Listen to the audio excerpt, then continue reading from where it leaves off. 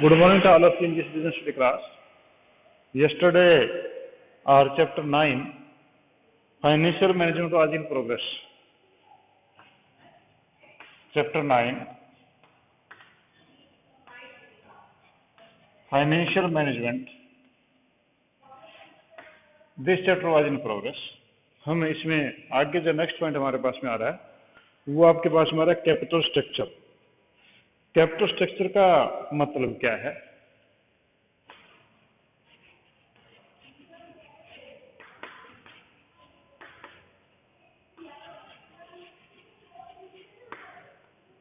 आपका capital structure है, इसका मतलब क्या हुआ?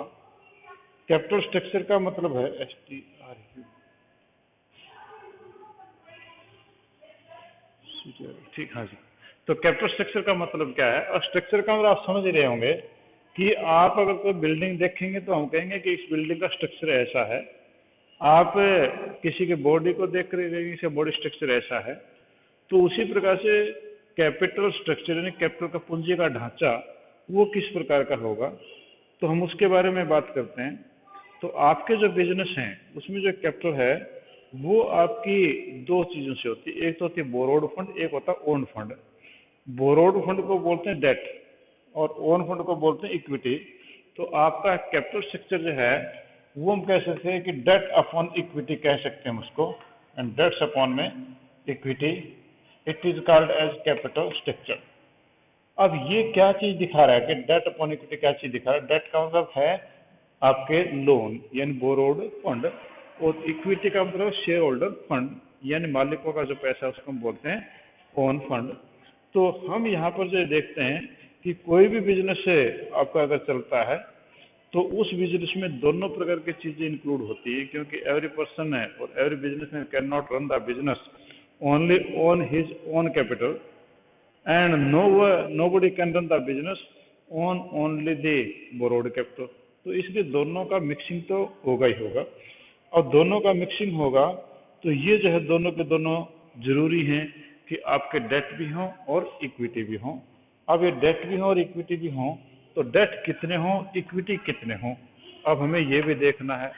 अब डेट कितने हों, इक्विटी कितने हों, तो इसका भी अपना एक जो है रिस्क है कि अगर आपके डेट हैं यानी आपके लोन है, बोरोड कैपिटल है, you taken it from bank, you taken it from ventures, you taken from preference shares, means आपने सारा लोन ले रखा है।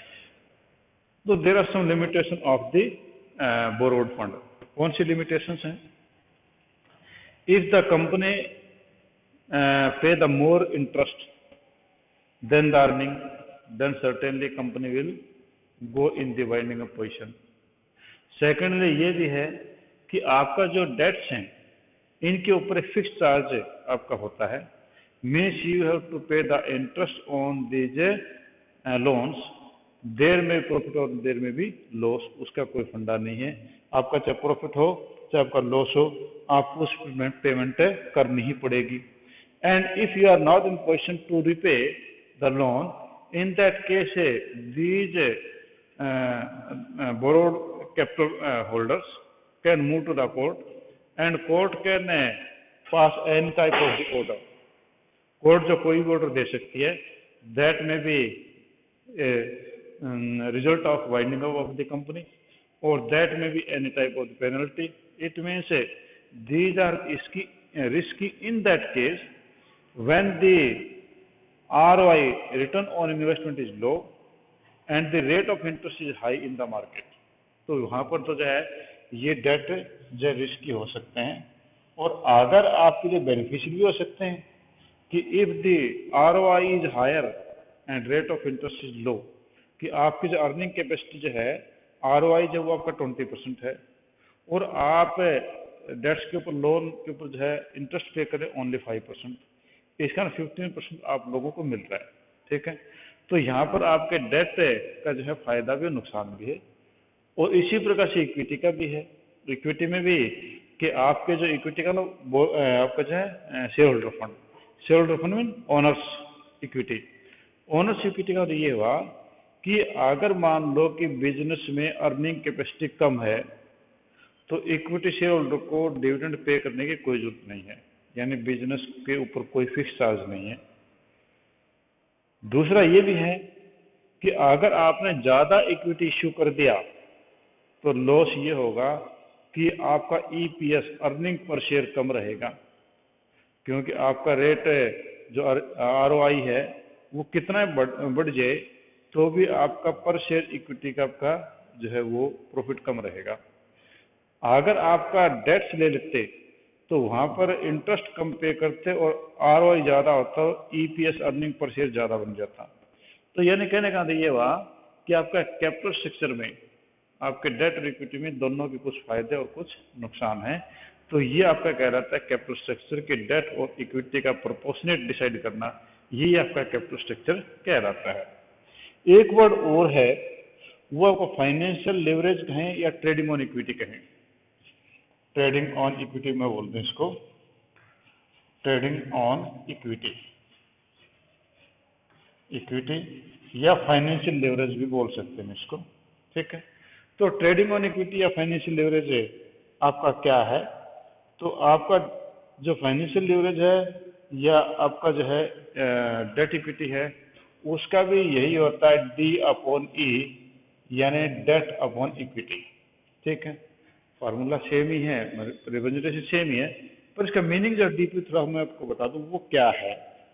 अब वो मैंने आपको थोड़ा सा भी इंडिकेट भी किया था कि अगर मान लीजिए आप डेट ज़्यादा उठाते हैं, यानी आप बोरोड फंड ज़्यादा उठाते हैं, तो बोरोड फंड के केस में ये फायदा आपका मिलता है कि अगर आपका रेट ऑफ इंटरेस्ट इनको कम पे करना पड़ रहा है आपको, you to pay less rate of interest but you earn more as a profit, तो डिफरेंस आपका जो है वो आपको इक्विटी शेयर होल्डर को मिलेगा। यानी मैं ये बोल रहा हूँ कि आपका जो है 5% इंटरेस्ट है और आप 20% आरओआई कमा रहे हैं, तो आप 5% इंटरेस्ट पे करने के बाद 15% फिर बचा, तो 15% प्रॉफिट बचा, तो प्रॉफिट किसको मिलेगा? इक्विटी शेयर होल्डर को मिलेगा। अब इक्विटी शेयर होल्डर को प्रॉफिट मिलेगा तो इसका ये हुआ कि आपने इक्विटी के अंदर यानी शेयर होल्डर ने पैसे कम लगा रखे हैं, उसके बावजूद भी जो बेनिफिट है 15% फालतू मिल रहा है, किस चीज़ का मिल रहा है? डेट्स के ऊपर मिल रहा है। तो यानी ट्रेडिंग ऑन इक्विटी का मतलब होता है कि ओनर्स फंड कम से कम हो, बोरोड फंड ज़्यादा से ज़्यादा हो, उससे जो बोरोड फंड के कारण से जो प्रॉफिट हो रहा है वो इक्विटी शेयर होल्डर को मिले, तो ये आपका कहलाता है आपका ट्रेडिंग ऑन इक्विटी, ठीक है। तो ट्रेडिंग ऑन इक्विटी में अब जो है आपको थोड़ी पोजिशन इसमें जो एग्जांपल दे रखे हैं, मैं आपको एग्जांपल जो वो बता देता हूँ कि यहाँ पर इसमें 3 केस दे रखे हैं, तो 3 केस हैं, आप बुक में भी आप निकाल लीजिए और बुक में देखो 3 केस हैं जिसमें ट्रेडिंग ऑन इक्विटी के बारे में या कैपिटल स्ट्रक्चर के बारे में उन्होंने बताया है, तो मैं उनको थोड़ा एक्सप्लेन कर देता हूँ, ठीक है। तो पहले केस में देखो ये करे कि टोटल कैपिटल आपके 50 लाख है, ठीक है जी। उसके बाद में इक्विटी शेयर कैपिटल वो 50 लाख की है, सारे के सारे इक्विटी शेयर चाहिए। आपके डेट एंड बोरोड फंड कुछ ले ही नहीं रखा इन लोगों ने, और टैक्स रेट आपका 30% है, और उसके बाद में earning before interest and tax, earning before, earning में कमाई, बिफोर में पहले, किससे? Interest and tax, interest and tax देने से पहले जो फर्म को प्रॉफिट हुआ है वो 70,000 है, ठीक है। ईबीआईटी आपका जो है 7 लाख, सॉरी 7 लाख है।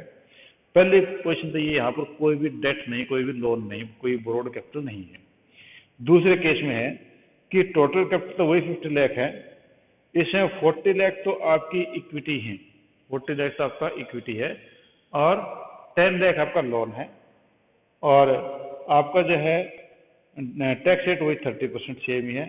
इंटरेस्ट जो है वो 10% है, यानी आपका बोरोड फंड के ऊपर इंटरेस्ट आपका 10% है, और ईबीआईटी वो आपका 7 लाख है, ठीक है। थर्ड कंडीशन में है कि आपका जो टोटल कैपिटल वही 50 लाख है, इक्विटी यानी आपका शेयर होल्डर फंड वो आपका केवल 30 लाख है, और डेट आपके पास 20 लाख है, पिछला 10 लाख से 20 लाख है, और रेट ऑफ टैक्स है वो 30% है, और आपके पास इंटरेस्ट ऑन डेट्स वो आपके पास 10% है, और ईबीआईटी वही आपका 7 लाख है, ठीक है। अब यहाँ पर जब हमें देखना है कि आपका अर्निंग पर शेयर कितना आता है, या हम यूँ कहें कि आपका यहाँ पर ट्रेडिंग ऑन इक्विटी की पोजीशन क्या होगी। तो हम तीनों की तीनों सिचुएशन हम ले लेते हैं। तो ये मैंने जो एक टेबल बना लूँ ताकि तीनों कैलकुलेशन में एक जगह कर लूँगा, ठीक है। तो यहाँ पर जो मैंने सबसे पहले ये कुछ चीज़ें ले ली, और ये आपके पास में EBIT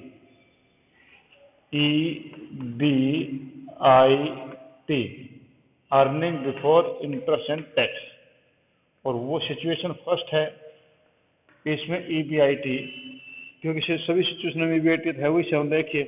तो सिचुएशन फर्स्ट में आपका जो है प्रॉफिट था वो 7 लाख है, ठीक है।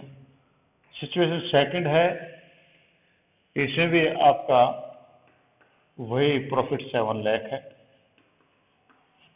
और उसके बाद में आपकी सिचुएशन थर्ड में भी आपकी जो EBIT है वही आपका 7 लाख है, ठीक है।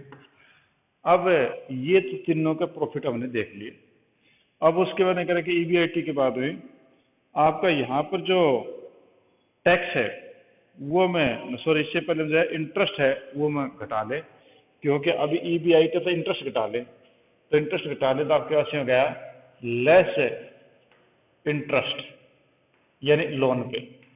तो यहाँ पर तो कोई लोन था ही नहीं, ठीक है। यहाँ पर तो हमने कोई लोन या डेट ले नहीं रखे, तो यहाँ पर तो कोई लोन था ही नहीं। नेक्स्ट में हमने 10 लाख रुपए के लोन ले रखे हैं, तो 10 लाख के ऊपर आपका जो है 10 लाख के ऊपर आपका हम करें 10%, तो आपका 1 लाख बनता है। तो यानी आपका जो 7 लाख में से 1 लाख हटा दो तो आपका प्रॉफिट बचा 6 लाख, ठीक है।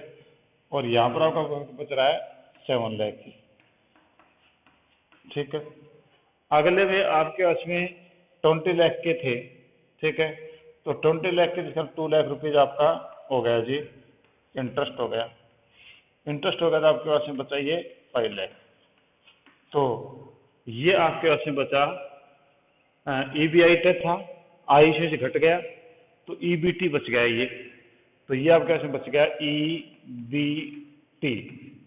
ये EBIT था, आई हमने यहाँ पर खत्म कर दिया, तो EBT बच गया। ये आपका 7 लाख 6 लाख और 5 लाख आपके पास में बच गया जी।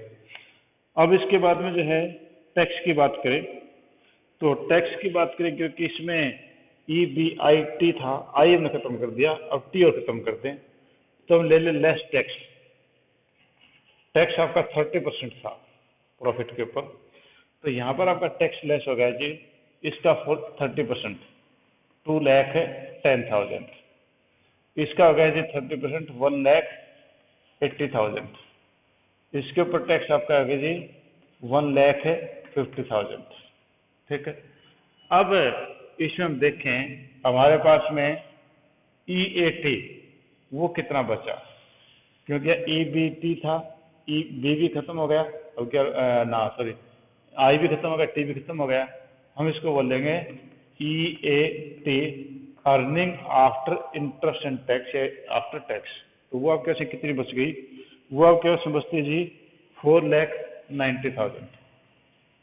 ये आपके प्रॉफिट जो है 4,90,000।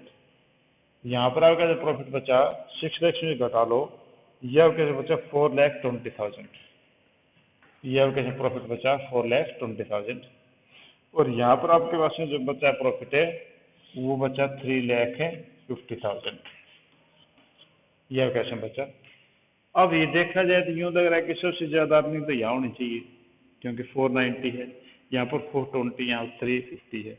लग तो रहा है कि शेयर होल्डर का फायदा यहाँ है, पर ऐसा नहीं है। तो देखो कि आपका इसके बाद में ये हो गया।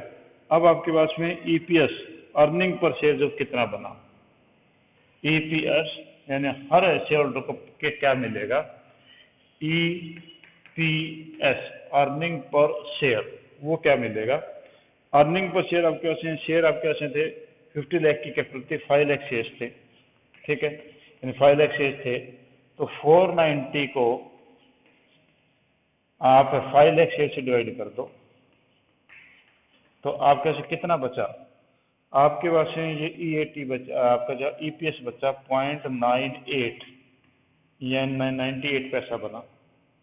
दूसरे में आप जब डिवाइड करें 420 को, 4,20,000 को डिवाइड करें 5 लाख से, तो आपकी जो अर्निंग बनती है, ईपीएस बनती है, वो बनती है ₹1.05, 1 रुपीज़ 5 पैसा।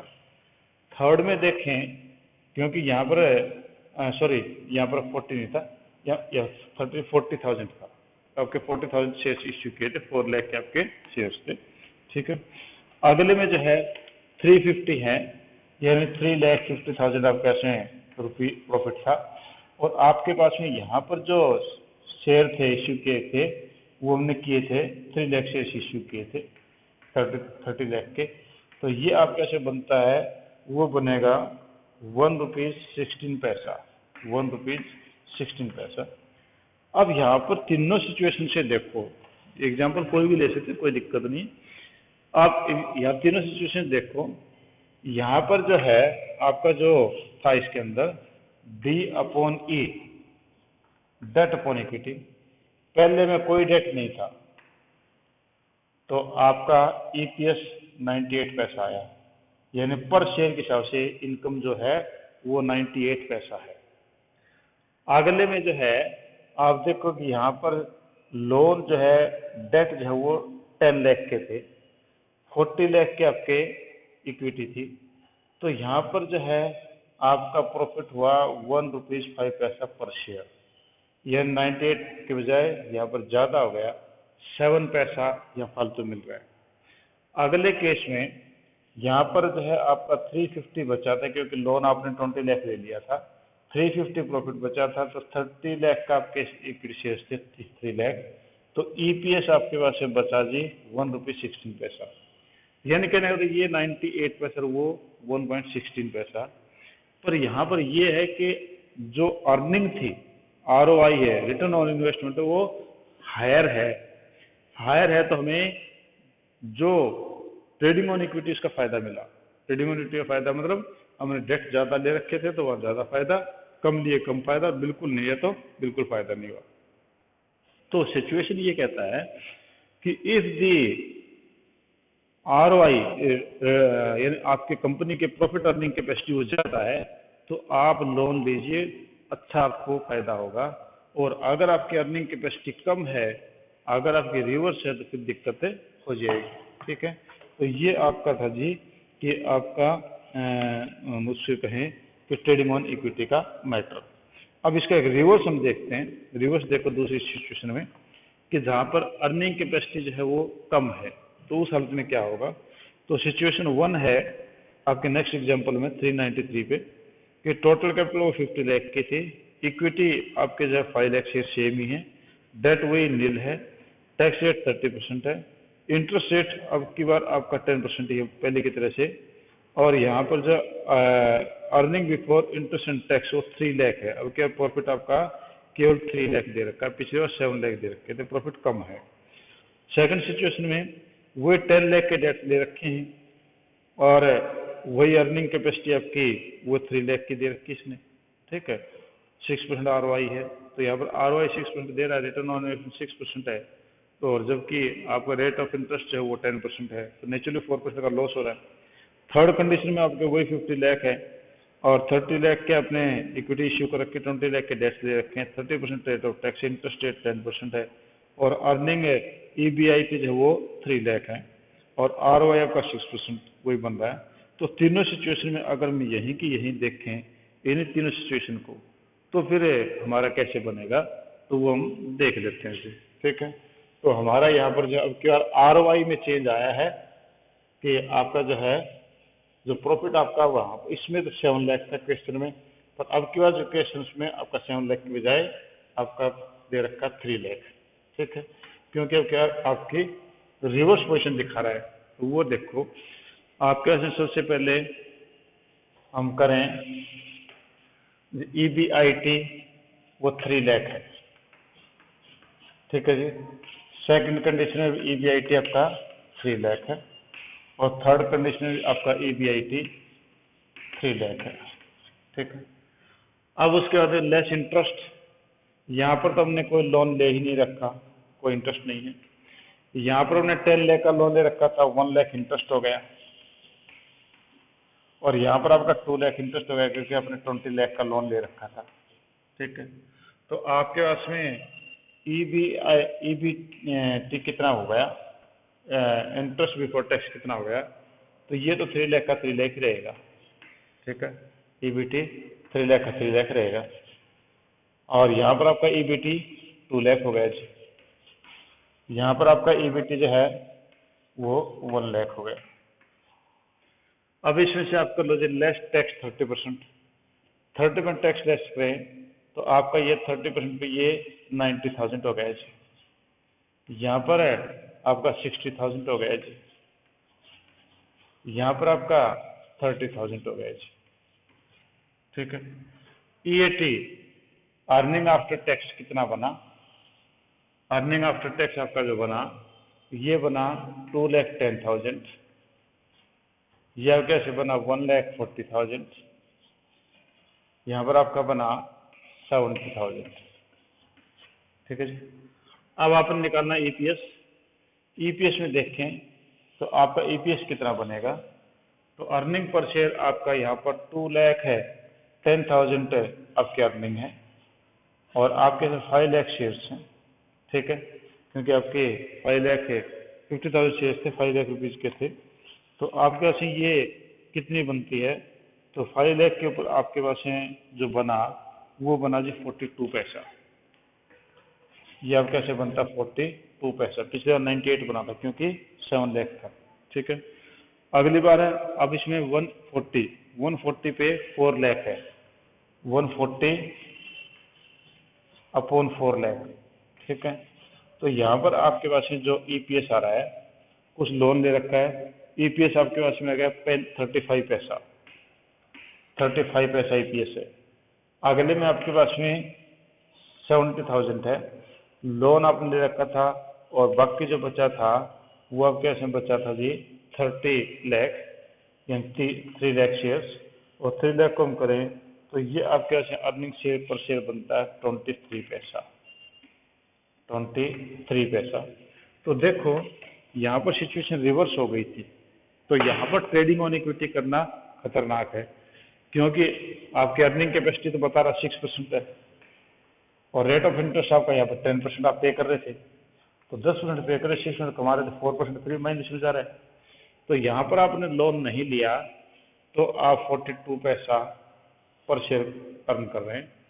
यहाँ पर कुछ लोन ले रखा तो घट गया 7 पैसा, 35 पैसा हो गया, और यहाँ पर ज़्यादा लोन ले रखा तो और ज़्यादा पैसा घट गया हमारा। तो दोनों सिचुएशन में इस एग्जांपल में ये है कि if the earning of the company is higher and rate of interest on loan is lower, then trading on equity is beneficial. And if there is a reverse condition that the earning capacity or ROI is lower and the rate of interest we paid that is more, in that case we will have in a reverse position, यानी हमें उसका नुकसान होगा। तो ये आपका trading on equity concept है। तो I think trading on equity आप समझ गए होंगे कि ट्रेडिंग ऑन इक्विटी का मतलब कम से कम शेयर इश्यू करो, ज़्यादा से ज़्यादा अर्निंग करो, यानी कम से कम पैसा लगाओ बिजनेस में, ज़्यादा से ज़्यादा पैसा कमाओ। तो वो पॉसिबल है जब आपकी मार्केट सिचुएशन बढ़िया है, और अगर मार्केट सिचुएशन फेवरेबल नहीं है तो फिर आप ट्रेडिंग ऑन इक्विटी कभी भी मत करिए। ठीक है, हाँ जी। तो ये था, किसी को कुछ पूछना इसके बारे में, बोलिए बेटा।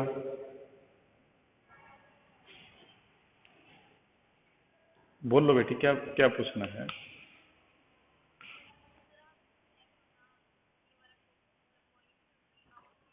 हम्म हम्म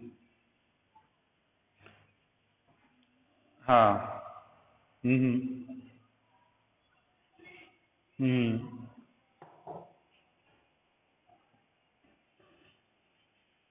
मैं ये समझाना चाह रहा हूँ, मैं आपको दोबारा से एक तरह बता देता हूँ कि मैं समझाना क्या चाह रहा हूँ आपको, कि अगर आपके जो बिजनेस में है, आप जो रन कर रहे हैं, उससे आपका प्रॉफिट की परसेंटेज आरओआई होता है, रिटर्न ऑन इन्वेस्टमेंट। आपने जितना पैसा लगा रखा है उसके ऊपर आपको कितना रिटर्न, कितना प्रॉफिट मिल रहा है।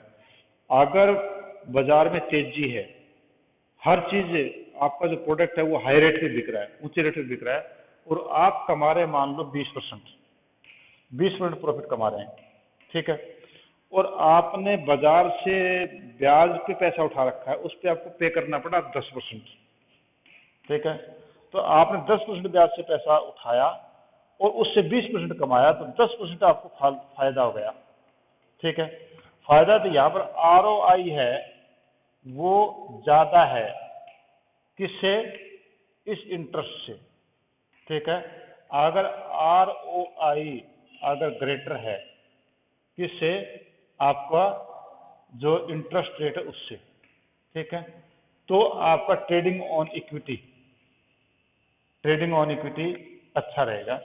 अगर आपको ROI अगर आपका 20% के बजाय यहाँ पर आपका ROI है 8%, रिटर्न ऑन इन्वेस्टमेंट 8% है, यानी आपको प्रॉफिट आपकी कंपनी कमा रही 8%, जबकि इंटरेस्ट आप पे करें 10%, तो आपको 2% लॉस हो रहा है। तो अगर आपको ROI वो लोअर है और इंटरेस्ट आपका हायर है, तो आप ट्रेडिंग ऑन इक्विटी कभी भी ना करें। मैं ये कहना चाह रहा हूँ, ठीक है, कि अगर आप किसी बिजनेस में प्रॉफिट कम कमा रहे हैं, ब्याज ज्यादा दे रहे हैं, तो लॉस होगा, ठीक है। और अगर आप कमा ज्यादा रहे हैं, ब्याज कम दे रहे हैं, तो आपको प्रॉफिट होगा, ठीक है। ये था, आया कुछ पल्ले? Tamanna, how you got the point? हाँ, अगर किसी और को ये बस सिर्फ यही है, आमदनी ज्यादा हो और खर्चे कम हो तो बचत होगी, और खर्चे ज्यादा आमदनी कम हो तो लॉस होगा, इतनी बात है।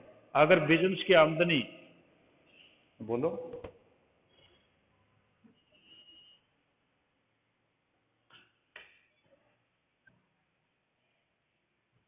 बिल्कुल बिल्कुल सही, आप बिल्कुल एकदम से करेक्ट हैं।